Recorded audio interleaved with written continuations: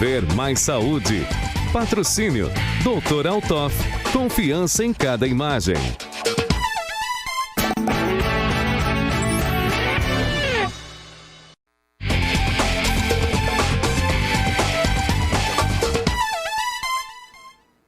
E agora é hora do quadro Ver Mais Saúde, feito em parceria com a excelente clínica Dr. Altoff, referência para toda Santa Catarina em diagnóstico por imagem. Este é o seu espaço semanal para tratar de qualidade de vida e também de bem-estar. Informações que podem te ajudar a prevenir doenças e te orientar em caso de algum diagnóstico. Percebemos e recebemos os melhores especialistas do nosso estado, profissionais de referência. Na edição de hoje, vamos falar da esclerose múltipla. A convidada é a médica neurologista, a doutora Tamires Martinello. Boa tarde, doutora. Seja bem-vinda ao Ver Mais. Boa tarde. Primeiro eu queria agradecer o convite, para vir falar justamente aqui no Agosto Laranja, que é o mês onde nós debatemos principalmente esse tema, que é a esclerose múltipla, que vem cada vez mais sendo abordado. E é um tema de extrema importância, principalmente pela faixa etária que essa doença acomete, Então, muito obrigada, Dia 30 de agosto, agora então é o Dia Nacional da Conscientização sobre a Esclerose Múltipla. E ao longo desse mês, então, os profissionais da saúde envolvidos com tratamento e reabilitação da esclerose múltipla procuram sempre enfatizar a importância do diagnóstico e tratamento precoce dessa doença. Eu acho muito importante ter essas cores, Cada mês tem várias cores com vários focos. Mas eu acho muito legal porque a gente acaba abraçando isso e trazendo as informações para as pessoas importantes, como, por exemplo, a gente vai perguntar agora para a doutora. Doutora, o que é a esclerose múltipla? Para conceituar para o nosso telespectador. A esclerose múltipla, então, ela é uma doença inflamatória, uma doença autoimune, desmelinizante. E o que todas essas palavras significam, Então, as nossas células de defesa, elas acabam, por algum motivo, um gatilho, atacando as nossas próprias células boas do sistema nervoso central, sendo o cérebro, o cerebelo, o tronco e a medula espinhal, essas regiões que podem ser acometidas por essa doença. Então, conforme forem alguns gatilhos que nós vamos conversando ao longo do programa de hoje, algumas lesões podem acometer essas regiões do cérebro e da medula espinhal, causando alguns sinais e sintomas. Doutora, então quais são esses... Primeiro, antes de a gente saber dos sintomas e dos sinais, quais são os tipos que tem, Nós temos alguns tipos de esclerose múltipla das formas clínicas, sendo que 85% dos pacientes são acometidos pela forma remitente recorrente, que nós chamamos. Tá. É uma forma que ela se dá através de surtos clínicos e remissões. Então, o paciente apresenta um sintoma neurológico e depois ele tem recuperação desse sintoma com ou sem um tratamento específico para a fase aguda da doença.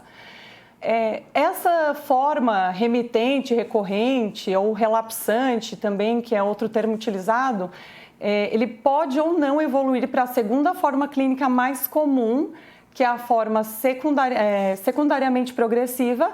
Então, conforme diagnóstico e tratamento adequado desse paciente, ele pode evoluir para essa forma secundariamente progressiva. São as formas clínicas mais comuns. Mais comuns. E os sinais, então? Como é que as pessoas percebem? Quais são os sintomas? Conforme a região que for acometida no cérebro ou na medula, o paciente vai apresentar sintomas que podem até se confundir com um AVC, por exemplo, Vai paralisando uma parte do corpo? Isso, pode ter uma paralisia, pode ter uma alteração na visão, na linguagem, uma vertigem, uma tontura, uma perda de sensibilidade discreta.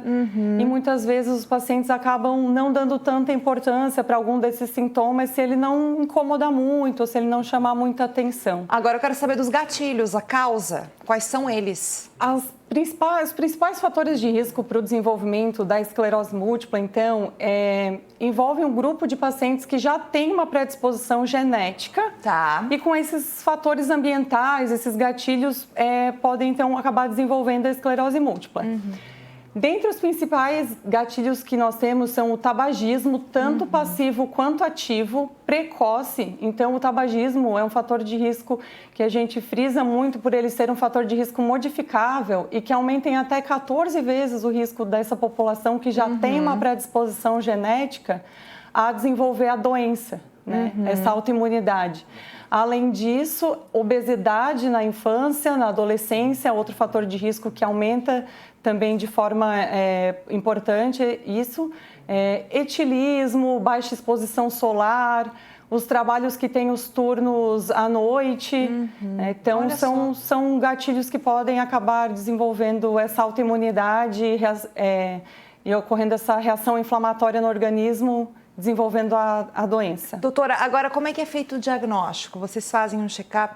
Quais são os exames que são realizados para vocês conseguirem detectar a esclerose? Alguns pacientes eles vão ser abordados primeiro no pronto atendimento, né? Vai acabar sendo feito algum exame de tomografia, mas que não vai esclarecer realmente se essa paciente tem uma doença realmente desmielinizante.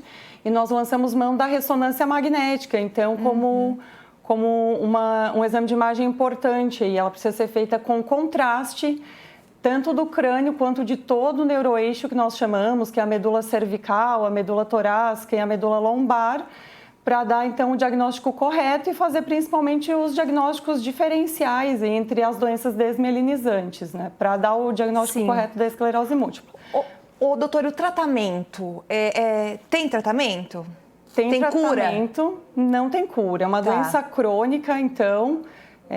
Temos, ao longo dos últimos anos, surgiram em torno de 6 a 7 novas medicações de alta eficácia que estão disponíveis tanto na rede pública quanto na rede privada para os pacientes. E esses tratamentos, eles são considerados drogas modificadoras de doença. O que isso significa? Nós queremos que esses pacientes não tenham esses surtos clínicos da doença. Sim. E esse é o principal objetivo. E ele vai ser escolhido o tratamento conforme a forma clínica da esclerose múltipla que o paciente apresentar, conforme ela estiver evoluindo, alguns outros fatores como as preferências do paciente, porque nós temos medicações via oral, via endovenosa, subcutânea, intramuscular. As pacientes que têm desejo de engravidar, então nós vamos escolher as medicações aí conforme o perfil do paciente. Exato. Isso mesmo, agora, para finalizar, doutora, passa rápido, né? Isso! Rápido, acabou de ter que falar pergunta. Gente, doutora, tem como prevenir? Você falou ali da questão dos fatores externos, né? Tirando a questão genética, evitar ter hábito saudável, é isso? Com certeza, né? Que é aquilo que todo médico fala, que pode parecer um pouco clichê, mas isso tem imensa importância, principalmente quanto ao nosso sistema imune. Então, desde a nossa alimentação, os alimentos que podem causar mais irritação na parte intestinal, que é algo que vem sendo muito falado também, e esses hábitos de vida de evitar o tabagismo, né, prática de atividade física, tentando comer evitar a obesidade, tudo certinho. Isso mesmo, né, uma boa noite de sono. É só assistir o Ver Mais, gente. A gente dá todo dia dicas e um leque de opções para você ser feliz e evitar doenças. Doutora Tamires Martinello, neurologista, foi um prazer te conhecer. Volte sempre, tá? Adorei. Vamos conversar sobre outros assuntos, tá bom? Tá bom, muito obrigada. Tá certo. E visite o site, gente, doutoratoff.com.br.